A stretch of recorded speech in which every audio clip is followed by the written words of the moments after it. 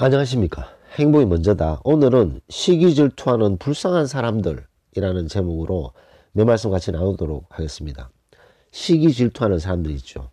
그런 사람들은 대체로 불쌍한 사람들이 많습니다. 시기 질투, 잘나고 행복하고 자기 일을 열심히 해서 성과 좋은 사람들 시기 질투 별로 안 합니다. 못나고 능력 안 되고 내세울 거 없는 사람들이 시기 질투를 하는 거죠. 그리고 또 시기 질투하는 사람들은 그 시기 질투하는데 에너지를 엄청나게 쏟기 때문에 자신의 발전, 자신의 가족의 어떤 발전, 그런 거에 신경 쓸 시간에 시기 질투한다고 에너지를 다 쏟아버리는 거죠. 그러다 보니까 얼마나 불쌍한 인간들입니까? 현실에 충실해서 미래를 더욱 발전시켜야 되는 것이 인간의 중요한 책임인데, 남 시기 질투한다고 자신의 발전을 못하는 얼마나 불쌍한 인간들이에요. 너에게서 나온 것은 너에게로 돌아간다 라는 동영상을 제가 올린 적이 있습니다. 너에게서 나온 것을 우리가 받지 않으면 다시 너에게로 돌아간다는 거죠. 어떤 사람이 우리에게 막 욕을 하고 상처를 줬어요. 그걸 안 받으면 그게 돌고 돌고 그 사람한테 가게 돼 있습니다. 시기 질투도 마찬가지죠. 누가 막 시기 질투하는데 거기 우리가 막 부화내동돼서 네 죽고 내 죽자 그렇게 되면 그런 시기 질투를 우리가 받는 것의 경우가 되지만, 그런 것을 받지 않으면 그런 시기 질투는 다시 그 사람한테로 돌아가서 그 사람들이 더 큰 피해를 보게 되는 거죠. 그래서 누군가에게 상처나 아픈 게 나왔을 때 그런 것을 우리가 받지 않으면, 물론 당당하게 얘기는 해야 됩니다. 근데 상처 받아서 괴로워하고 아파할 필요가 없다는 거죠. 그래서 너에게 나온 것은 너에게로 돌아간다 라는 동영상에 좋은 아내님께서 댓글 주셨어요. 선생님, 그동안 바빠서 댓글을 못 달고 강의만 들었는데요. 선생님, 저는 그동안 열심히 살았습니다. 장관상보다 조금 아래의 상도 받았습니다. 저작년에 그 상을 받으셨네요.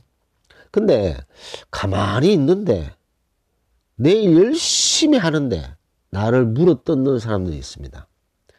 지금이야 웃지만 수단 방법을 안 가리고 이 소인배 하예나 짓이란 짓은 다 하더군요. 그런 걸 다 봤는데 선생님 덕분에 여기까지 왔습니다. 선생님 정말 감사합니다. 항상 건강하시고 하시는 일마다 잘 되시고 가정에 축복만 있길 잠깐이라도 기도하겠습니다. 근데 상처 주려고 하는 것이 방해의 한 방편 같아요. 방해한다고 휘둘리면 제 손해였던 것 같습니다. 감사합니다 라는 아주 감사의 댓글을 주셨습니다. 이 시기 질투하는 사람들이 있는데, 그런 사람들은 제가 좀 전에 말씀드렸듯이 불쌍한 사람들이죠. 자, 비슷한 레벨의 사람들이 있어요. 근데 능력이 안 되고 실력도 딸리고 잘난 것도 없고, 내가 이거는 저 사람보다 낫겠지 라고 생각했는데 그것도 별거 없고, 도저히 상대가 안 되는 거죠. 이것도 안 되고 능력도 안 되고 실력도 안 되고 잘난 것도 없고. 그러면 인간의 마음은 어떻습니까? 저 사람 보고 나는 배워서 열심히 저 사람만큼 나도 실력을 늘리고 능력을 키우고 나 스스로를 업그레이드 해야 되겠다라고 생각하시는 분들도 있습니다. 인간답게 살려고 하는 인간이죠. 근데 상당히 많은 인간들은 자기가 능력이 안 되고 실력도 안 되고 잘난 것도 없고 내세울 것도 없으면 자기 반성을 하지 않고 동물처럼 살아가려고 하는 인간의 탈을 쓴 사람들이 있는 거죠. 자, 그러면 동물의 행동을 하려고 하는 인간의 탈을 쓴 사람들의 행동은 어떻습니까? 공격을 하려고 합니다. 공격. 능력 있는 사람, 실력 있는 사람, 잘 나가는 사람, 이런 사람들을 공격을 하려고 하는 거죠. 그 공격의 밑바탕에는 시기 질투가 있는 거죠. 자기 딴에 뭘 해보는데 능력이 안 되는 거야. 잘난 것도 없고. 그러면 시기 질투를 하게 되고, 그 시기 질투를 하게 되면 공격을 하게 되고, 공격을 할 때는 어떤 꼬투리도 잡으려고 그래요. 말도 안 되는 꼬투리를 잡는 거죠. 참 얼마나 불쌍한 인간들입니까? 그 말도 안 되는 꼬투리를 잡아서 물어뜯는 거죠. 조은아내님께서 이 쭉 댓글에 이런 표현을 쓰셨어요. 소인배 하예나 짓들 저를 물고 뜯었습니다. 맞습니다. 뭐 꼬투리 하나 잡으면요 완전히 그거를 물고 뜯는 거죠. 그런 식으로 행동하는 인간들이 뭐 얼마나 많습니까? 그럴 때 이 물고 뜯으려고 하는 이런 소인배 하에나 그 시기 질투가 발판이 되어 있는 거죠. 그러면 또 그 무리를 또 만들어요. 무리를 만들어서 이 깜도 안 되는 인간들끼리 끼리끼리 모여서 단합을 하기 위해서는 누구를 공격을 해야 되는데 잘 나가는 사람, 능력 있는 사람, 실력 있는 사람을 공격을 하는 거죠. 무참히 공격합니다. 물어뜯듯이. 그렇게 공격을 받으면 멘탈이 와르르 무너질 수가 있어요. 그렇게 멘탈이 무너져서 정말 열심히 쌓아왔던 자기의 어떤 경력, 업적 이런 것들을 다 버리고 그 직장을 떠나시는 분들도 많잖아요. 얼마나 안타깝습니까? 이런 소인배들의 무리에 한번 당해버리면 멘탈이 무너지고, 멘탈이 무너지는 걸 보이잖아요. 약한 모습이 계속 보이면 그 공격은 더 심해집니다.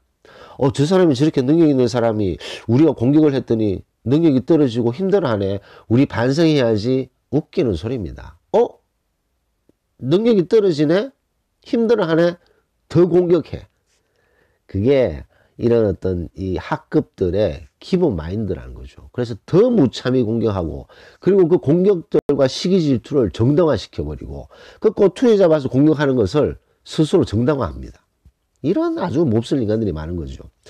자, 이런 인간들에게 당당하게 맞서는 것이 중요한데, 첫 번째 마인드는 아이고 애쓴다, 욕본다, 고생하네, 그래 욕봐라 라는 마음을 가지는 것이 상당히 중요합니다. 얼마나 못났고 얼마나 찌질하면 우리가 열심히 살고 능력을 보여주고 실력 이런 거에 시기 질투를 하는 사람들이겠습니까? 그런 시기 질투하는 시간에 본인 자신을 업그레이드하고 본인의 가족을 더 돌보려고 노력하고 본인의 미래를 위해서 무엇을 설계하고 무엇을 준비하고 그런 데 에너지를 쏟진 않고, 남 잘하는 거, 남 능력이 있는 거를 배아파하고 거기에 그 에너지 엄청나게 많이 들어갑니다. 그리고 꼬투리 잡으려고 하면 그때 꼬투리 잡을 때 자기가 뭐 어떻게 정당화시키려고 생각하고 뭐 어떻게 공격을 하고 엄청난 에너지를 쓰는 거죠. 뭐 인생이 100번 있습니까? 10번 있습니까? 한 번밖에 없는 인생을 남 시기 질투하면서 낭비하는 그런 인간이 뭐 행복한 인간입니까? 발전적인 인간입니까? 불쌍한 인간들이죠. 정말 불쌍한 인간들 아닙니까? 그런 불쌍한 인간들을 보면서 우리는 썩소를 날려야 됩니다. 아이고 고생하네, 아이고 욕본다 욕봐, 아이고 애쓰네, 그래 욕봐라, 이렇게 무시를 해야 되는 거죠. 그리고 이제 그런 강도가 그렇게 우리가 이렇게 욕본다, 아이고 욕본다, 고생해라 고생해, 그래 굴락 하고 이렇게 보내버리면 그런 공격을 하다가도 뭐 재미가 있겠어요. 공격을 했으면 무너지는 게 보이고 약해지는 게 보여야지 더 공격하고 더 신이 나는데, 아이고 이건 뭐 자기들끼리 공격을 하는데 끄떡도 없네. 그리고 우리를 완전히 애쓰네, 고생하네, 욕봐라, 그런 느낌이 들니까 더 부끄러운 거죠. 더 민망해지고. 그러다 보면 자기들끼리 티격태격 싸웁니다.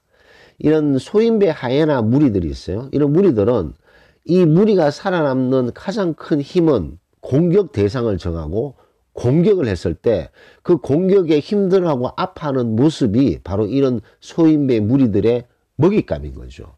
영양성분입니다. 그래서 이런 무리들이 타겟을 정하고 공격을 하고 약해지는 모습을 보면 으쌰으쌰 막 힘이 나는 거죠.